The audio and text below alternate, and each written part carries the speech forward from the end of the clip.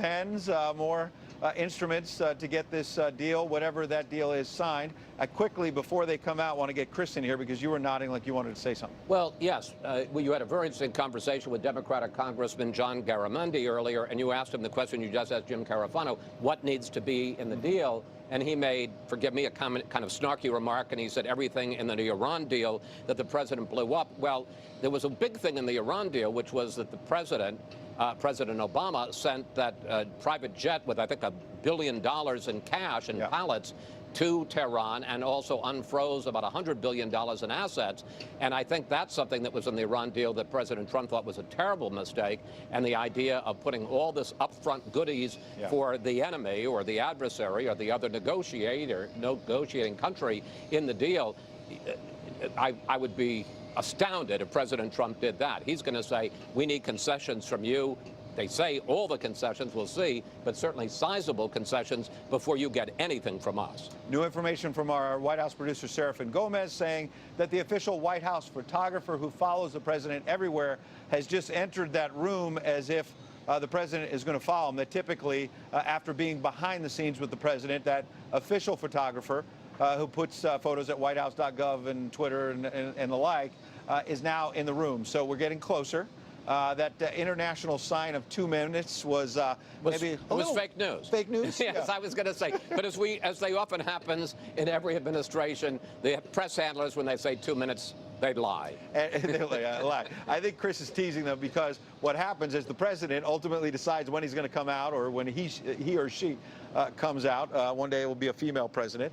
And we now hear, I'm hearing in my ear, we have gotten an official, Chris Wallace, an official 2-minute warning. I still wouldn't count on it. You're still not counting on it. Good thing we have a bug there in the top left corner that will tell us by 1:38 a.m. Eastern Time, 1:38 in the afternoon here, p.m., here in Singapore, whether or not this 2-minute drill is real. Jim Carafano, I want to try to sneak you in here real quick. What needs to be in this deal that was not in the Iran deal?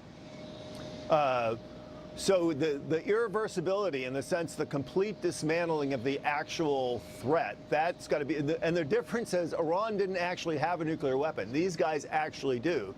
And it's not just the weapon themselves, but also the missiles and the infrastructure to do that. All that's got to go. You know, and I think China might actually go along with this. I mean, China doesn't want North Korea and South Korea reunited. They don't want a Western front on their northern frontier. But I actually think China would be really happy with the North Korea without nuclear weapons.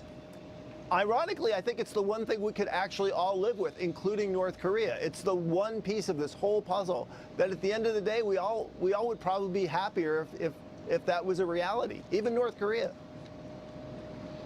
Yeah, absolutely. And Chris Wallace, we're about a minute away from finding out whether it was fake news or not. You made an important point about human rights that we can't make enough, which is that Kim Jong-un, they had this lunch, they put out a menu, they had short ribs and vanilla ice cream, and he's starving his own people.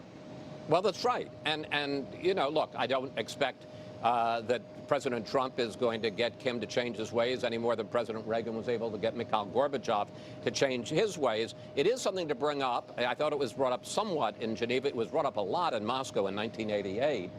And I think it ended up having a dramatic effect. Pardon me, we see Mike Pompeo and John Kelly, the White House Chief of Staff. So, John, can I just say something quickly about Pompeo? Well, I think you can't overstate how important it was that Mike Pompeo is there and that he and President Trump seem to be working so well together as a team. They have a rapport that you do not have with his predecessor. I was going to say, with Rex Tillerson, I think this would be a very different situation. And you know, with Tillerson meeting with Kim Jong-un, I'm not at all sure that President Trump would have trusted the situation going in. I think he really feels that Pompeo has his back, and when Pompeo says it's safe to go ahead with this summit, that Trump can believe it. Chris is so right, because this really kicked into high gear when that man you see right there live, Mike Pompeo, took that secret mission to Pyongyang over Easter weekend. None of us knew about it until later, to meet face to face. The doors are opening, folks.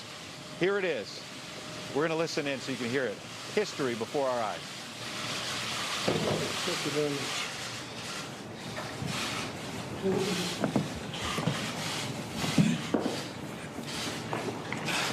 So we're signing a very important document, a pretty comprehensive